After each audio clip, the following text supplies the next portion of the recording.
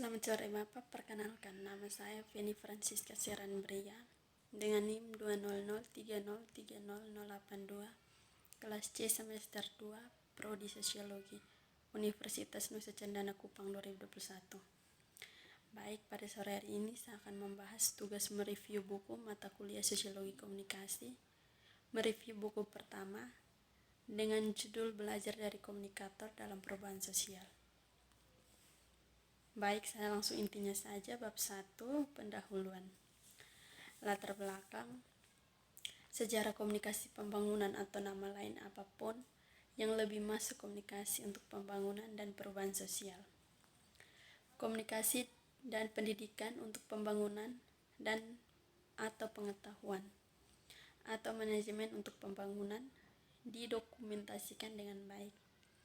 Catatan sejarah ini telah didominasi oleh perkembangan paradigma, 3 paradigma modern, paradigma sosial, paradigma ketergantungan, keberagaman atau partisipatif, paradigma sebagai keturunan logis dari kebersamaan Barat, berkembang dunia setelah penjajahan dan Perang Dunia Kedua. Modernisasi dipercepat pertumbuhan struktur elit kebarat-baratan dan urbanisasi. Barat mempertimbangkan pembangunan sebagai kewajiban internasional. Awal internasional yang luas pegawai negeri dan dimulainya upaya berkelanjutan untuk mencari cara kesejahteraan orang-orang di bumi secara keseluruhan. Namun, Uni Soviet runtuh di akhir tahun 80-an yang membuat AS untuk sementara menjadi satu-satunya negara yang tersisa. Lalu Uni Eropa dan Cina yang secara bertahap mengemukakan kekuatan regional seperti Eropa dan Cina yang secara bertahap mengemukakan regional seperti Brasil, Rusia, India, dan Afrika Selatan. Kehancuran sistem keuangan dunia tahun 2008, perubahan iklim planet ketika dengan bencana bagi orang-orang di mana saja, dan krisis COVID-19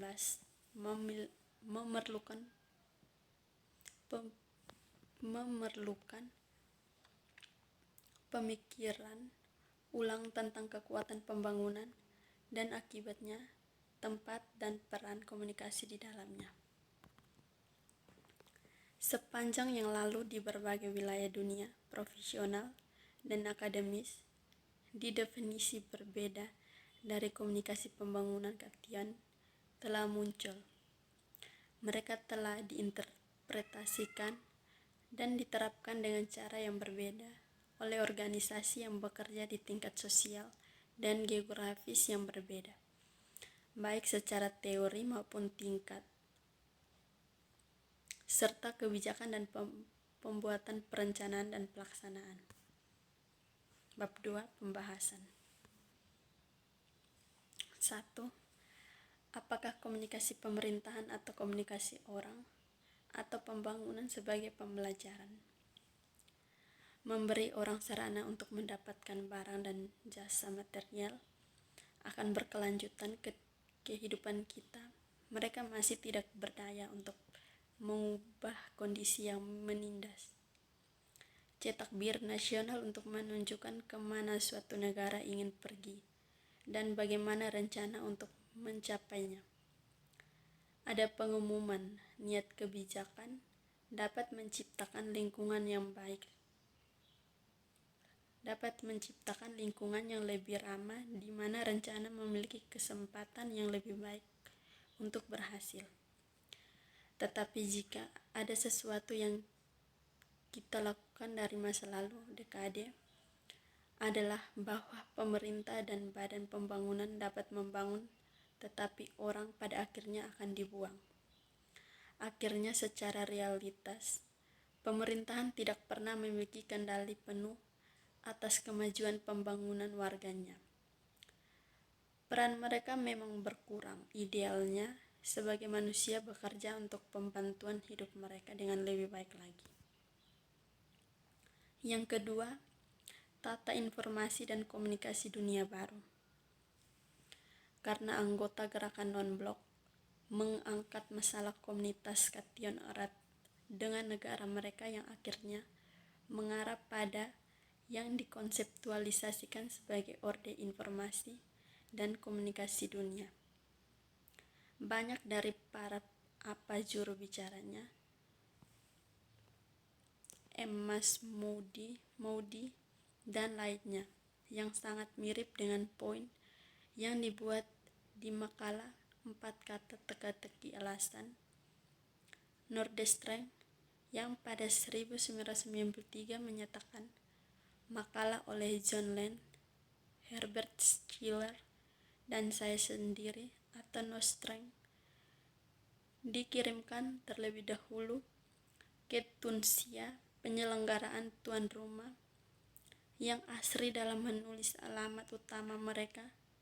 Saya berani mengatakan bahwa tidak ada waktu dalam sejarah komunikasi masa yang benar-benar atau media alternatif sama menggembirakan seperti periode antara pertengahan 1970-an dan 1980-an.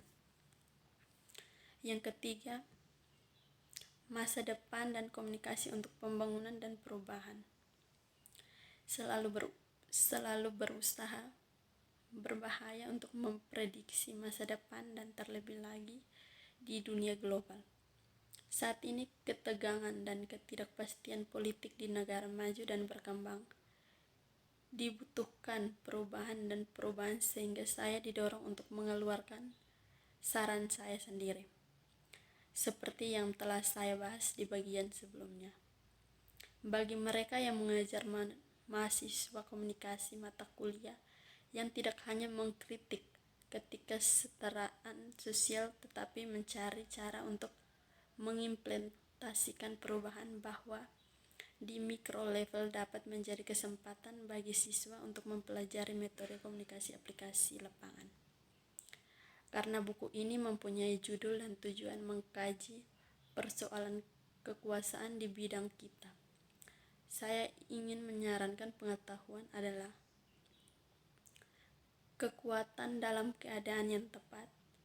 Itu tidak bias over datang. Kekuatan politik langsung dari pemerintahan, tetapi orang dapat bertindak secara inovatif ide untuk perubahan.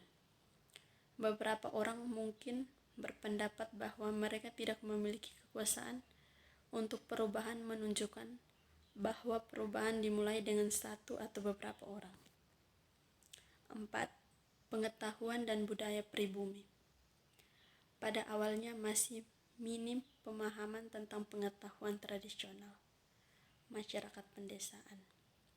Tetapi tepi dan budaya saat ini, pengalaman lapangan dan alternatif telah memberikan signifikasi pengetahuan. Oleh karena itu, program komunikasi harus menghormati dan membangun adat, pengetahuan dan budaya. Kelompok masyarakat adat memiliki banyak pengetahuan tradisional tentang lingkungan mereka dan sumber daya yang tersedia yang sangat penting bagi kelangsungan hidup mereka. Selain itu, masyarakat di pedesaan memiliki kekayaan budaya tradisional sumber daya, warisan kaya yang berisiko hilang dengan munculnya teknologi modern dan globalisasi. Upaya komunikasi harus memperhatikan nilai dan budaya masyarakat pedesaan dari apa membawa strategis yang mempromosikan perubahan di luar tanpa mempertimbangkan budaya lokal. Yang kelima, rencana komunikasi. Perencanaan komunikasi untuk pembangunan berkembang dari perencanaan pengalaman. Dimulai dengan inisiasi Singapura, saya tetapi dilakukan melalui penguasaan UNESCO. Yang pertama dan mungkin yang paling mendatang adalah pengembangan operasi AIBD. Karena ini mendukung dukungan dan konsensus dari hampir semua keseluruhan lembaga penyiaran publik di kawasan Asia Pasifik, awalnya dengan multilateral dan dukungan bilateral, tetapi didukung oleh komitmen pada pada berkelanjutan akhirnya memulai sistem iuran bertingkat. Kedua, ada persyaratan lama saya. Kebutuhan untuk menemukan dan mengembangkan jika perlu hubungan antara penelitian dan praktik yang dapat mengatasi prasangka sejarah. Bidang yang dilindungi dan persepsi-persepsi saya telah mengalami preinformasi sepanjang karir saya dan mereka sulit untuk beralih, tetapi kegiatan operasional harus didukung oleh penelitian yang dilakukan dengan baik dan berlandasan secara sebaliknya. Peneliti harus keluar dari lingkungan laboratorium yang tepat, yang tertutup dan rapat. Hanya ini saja yang dapat saya presentasikan. Sekian dan terima kasih.